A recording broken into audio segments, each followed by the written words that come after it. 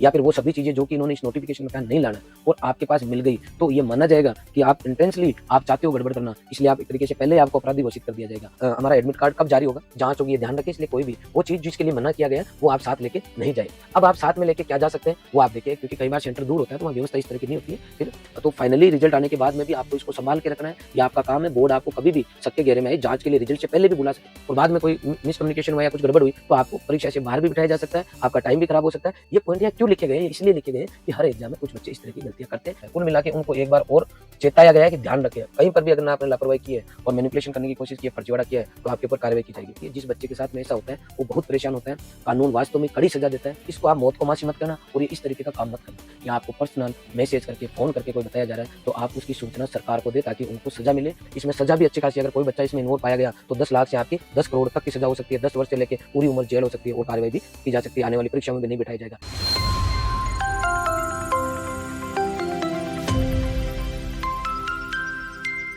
Royal institute Udaipur के online platform पे आप सभी का हार्दिक स्वागत है। आज हम चर्चा करेंगे 18 अप्रैल को आपका एग्रीकल्चर सुपरवाइजर का एग्जाम होने जा रहा है, तो इससे रिगार्डिंग जो नोटिफिकेशन आया है विशेष तौर पे एडमिट कार्ड को लेके, उसके बारे में हम चर्चा करेंगे। इसके अलावा एग्जामिनेशन सेंटर पर जाने से पहले और जाने के बाद किन विशेष बातों का ध्यान रखना है, जो कि ऑफिशियली आपके पास इंफॉर्मेशन आ गई है, उसके अकॉर्डिंग हम चर्चा करने वाले हैं। तो सबसे पहले आप सभी को पता है आपका एग्जाम जो है वो 18 अप्रैल को होने वाला है और एग्जाम का टाइम 11 से 1 बजे के बीच में है। तो एग्जाम का टाइम भी आप ध्यान रखें, उस एग्जाम के टाइम के अकॉर्डिंग आपकी अभी से आप प्लानिंग करें। आपका सोने का जो टाइम है उसके अकॉर्डिंग सेट करें ताकि आपको वहां पे किसी तरीके की दिक्कत नहीं आई। उस दिन आपको प्रॉपर नींद भी आ सके और प्रॉपर आपकी बॉडी आपको सपोर्ट भी कर सके। अब कुछ बेसिक जानकारी है वो लेंगे कि सर हम ये हमारा एडमिट कार्ड कब जारी होगा।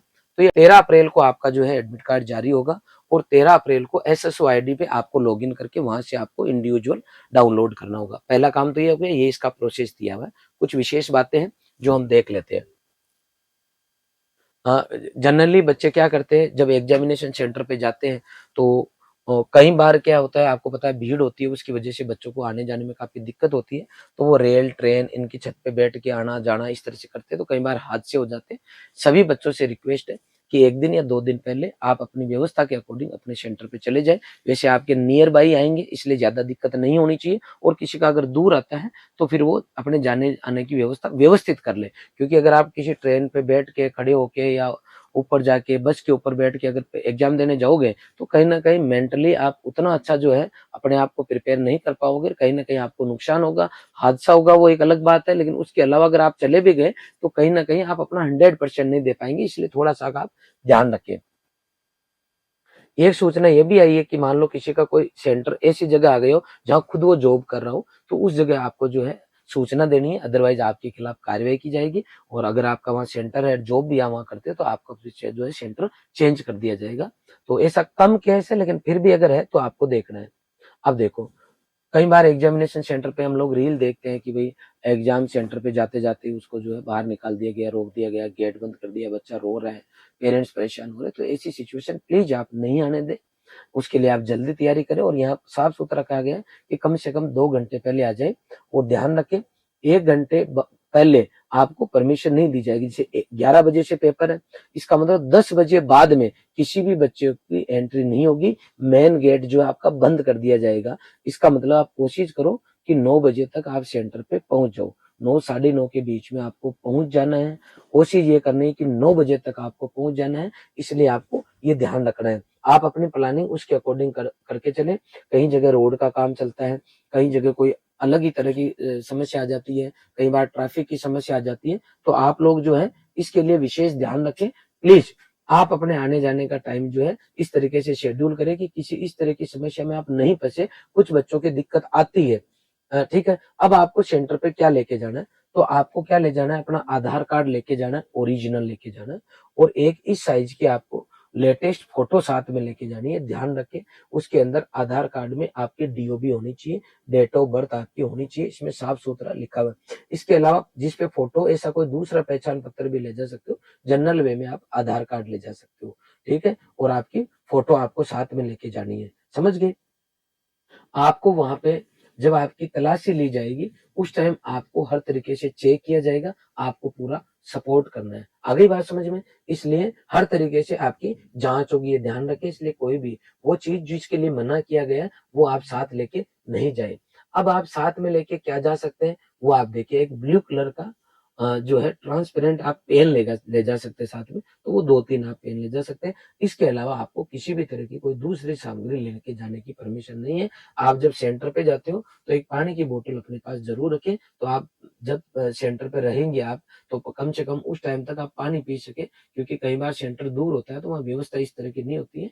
फिर चाहे आप बोतल बाहर रख सकते हो बाद में, लेकिन कम से कम सेंटर पे जब तक हो तब तक आपके पास पानी की कोई इस तरह की समस्या नहीं आनी चाहिए। इसके अलावा यहाँ पर ये सभी चीजें इन्होंने साफ सुथरे लिखी है जो आपको लेके नहीं जानी है। देखो, आप परीक्षार्थियों को परीक्षा केंद्र में अपने साथ नीले रंग का पारदर्शी बॉल पेन के अलावा ये सब चीजें हैं जो साथ में लेके नहीं जानी है। आप केवल वो पेन लेके जा सकते हो। अगली बात समझे, बाकी और आप इसको अच्छे से पढ़ लेना। ये कैंडिडेट जिसको एडिशनल जरूरत है उसके लिए। अब ये 12 नंबर पॉइंट है, इसका विशेष ध्यान रखें। आपको आपके ओमार की कार्बन कॉपी मिलेगी वापस, इसलिए गोला आप इस तरीके से भरे कि आपकी कार्बन कॉपी में भी वो गोला रिफ्लेक्ट हो। इसलिए आपको ध्यान रखना, गोला भरते वक्त सावधानी रखनी है। इस कार्बन कॉपी को आपको अंतिम मतलब जब तक आपकी ज्वाइनिंग नहीं हो तब तक एक तरीके से पास में रखना है, ये मान लो आप। आगे बात समझ में?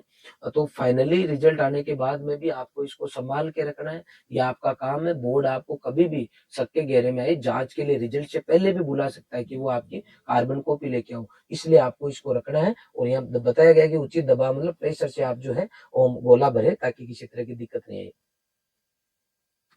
आप जब सेंटर पे, जब आप अपनी क्लास में, कई बार क्या होता है एग्जाम का इतना प्रेशर, बच्चा अपने आप को फील करता है, प्रेशराइज रहता है कि वो दबाव में आके ध्यान नहीं रख पाता। कई बार रूम का नहीं रख पाता, कई बार अपनी शीट का नहीं रख पाता, दूसरे की शीट पे बैठ जाता है। कुछ तो जानबूझ के भी बैठ जाते हैं क्योंकि वो डमी कैंडिडेट होते हैं।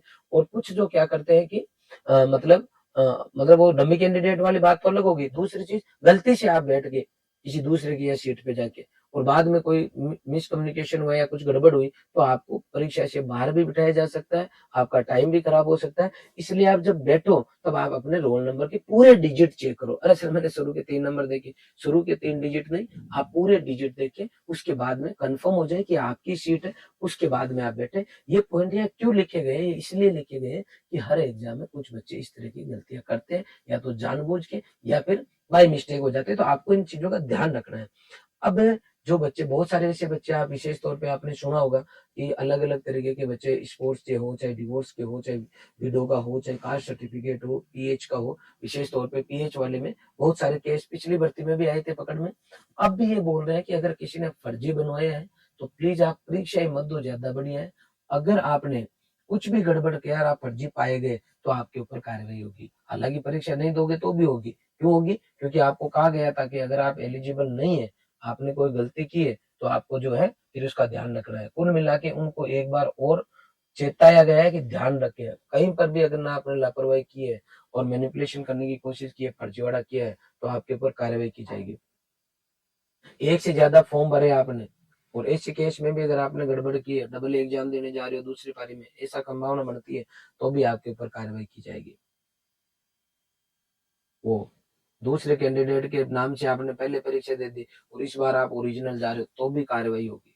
हर तरीके से, किसी भी तरीके से जो है ना, आपके ऊपर जो है ना, आपको छोड़ा नहीं जाएगा। अब देखो, तलाशी के दौरान यदि आपके पास ब्लूटूथ या फिर वो सभी चीजें जो कि इन्होंने इस नोटिफिकेशन में कहा नहीं लाना है, और आपके पास मिल गई, तो ये माना जाएगा कि आप इंटेंसली आप चाहते हो गड़बड़ करना, इसलिए आप एक तरीके से पहले आपको अपराधी घोषित कर दिया जाएगा, कार्रवाई की जाएगी। हो सकता है परीक्षा में नहीं बिठाए। इसलिए आप जेल में कहीं पर भी आप कुछ ऐसी चीज प्लीज लेके नहीं जाए। जिंदगी बार बार नहीं मिलती है। जिस बच्चे के साथ में ऐसा होता है वो बहुत परेशान होता है। कानून वास्तव में कड़ी सजा देता है, और जो जिसके साथ ऐसा होता है उसको पता है कि उसने क्या कर दिया। इसलिए प्लीज, नौकरी लगना नहीं लगना एक बाद की बात है, कम से कम इसको आप मौत को मासी मत करना, और ये इस तरीके का काम मत करना। कोई आपको ज्ञान दे तो उसको बोलना कि भाई तेरे पास ही रहे, आप ही देखना, मैं इन चीजों में नहीं पढ़ने वाला हूँ। प्लीज आप लोग ध्यान रखें, बच के रहिए। समझ गए? अब आपके ड्रेस कोड से रिगार्डिंग है कि इनकी अनुमति नहीं है और इनकी अनुमति है, अनुमति है आपको, तो इसको आप पढ़ ले, आराम से अच्छे से पढ़ ले। इसमें बहुत ज्यादा आपको समझाने का कुछ नहीं है। और मैं धन्यवाद दूंगा बोर्ड को, जिन्होंने बिल्कुल क्लियर कर दिया है। आप लोग यहाँ मेरे को पूछते कि सर ये करना है क्या, ये करना है क्या, ऐसा आप पूछोगे, उसकी जरूरत ही नहीं है, क्योंकि इन्होंने दोनों चीजें बहुत ही अच्छी तरीके से क्लियर कर दी। आप अच्छे से इसको बहुत अच्छे से पढ़ ले और उसके अकॉर्डिंग जो है आप अपने आप को प्रिपेयर करके सेंटर पर जाएं। समझ गए? आप लोगों ने बहुत अच्छी तैयारी की है, बहुत अच्छा सब काम किया है, तो प्लीज कोई ऐसे काम नहीं करे जिसकी वजह से एग्जाम से पहले आपकी टेंशन हो जाए। ठीक है? कहीं पर भी डाउट हुआ आपके ऊपर तो एग्जामिनेशन जो आपका सेंटर कोऑर्डिनेट है, जो केंद्र अधीक्षक है, वो जो है आपका जो भी निर्णय लेगा वो मान्य होगा। ये यहाँ लिखा गया है आगे। इन्होंने ये साफ सुथरा वापस लिखा है कि हम आपके पेपर सेट करा देंगे, इतने रुपए लगेंगे, पूरी गारंटी है, ओमार खाली छोड़ देना, ऐसा कर लेना, वैसा कर लेना, मेरी जान पहचान है, ऊपर तक रखता हूँ, फलाना करता हूँ। इस तरीके के कोई भी मैसेज कहीं पर भी सोशल मीडिया पर या आपको पर्सनल मैसेज करके फोन करके कोई बताया जा रहा है तो आप उसकी सूचना सरकार को दे, ताकि उनको सजा मिले, प्लस आप इनके अंदर इन्वॉल्व नहीं हो। ध्यान रखना आपको। समझ गए? इसमें सजा भी अच्छी खासी, अगर कोई बच्चा इसमें इन्वॉल्व पाया गया तो 10 लाख से आपकी 10 करोड़ तक की सजा हो सकती है, 10 वर्ष से लेके पूरी उम्र जेल हो सकती है, और कार्रवाई भी की जा सकती है। आने वाली परीक्षाओं में भी नहीं बैठाया जाएगा, ये भी आप ध्यान रखिए। इसके अलावा ये पेपर होने के बाद की बात है, आपको ऑब्जेक्शन लगाना अगर किसी आंसर की में आंसर की के अंदर अगर कोई ऑब्जेक्शन है तो आपको ये 72 आवर्स में करना। ये अपन बाद में चर्चा कर लेंगे परीक्षा होने के बाद में। ठीक है? इसके अलावा और आपके पास ज्यादा कुछ नहीं है। कुल मिला के अब लिमिटेड डेज आपके पास में है। बहुत अच्छे से आपने मेहनत की है, बहुत अच्छा आप लोग पढ़ रहे हैं। इसी तरीके से पढ़ते रहे, किसी तरह की चिंता नहीं करें। जिन बच्चों ने ईमानदारी से मेहनत की है और अच्छा अपना सब कुछ 100% दिया, चाहे टेस्ट में उसके कितने ही नंबर क्यों ना हो, अगर वो सब कुछ मेंटली फिट रह के पेपर देने जाएगा तो डेफिनेटली आपका पेपर बहुत अच्छा होगा। और भी यदि कोई आपको डाउट है तो आप कमेंट सेक्शन में कमेंट जरूर करें। पुनः रॉयल परिवार की ओर से अग्रिम आपको हार्दिक शुभकामनाएं। धन्यवाद।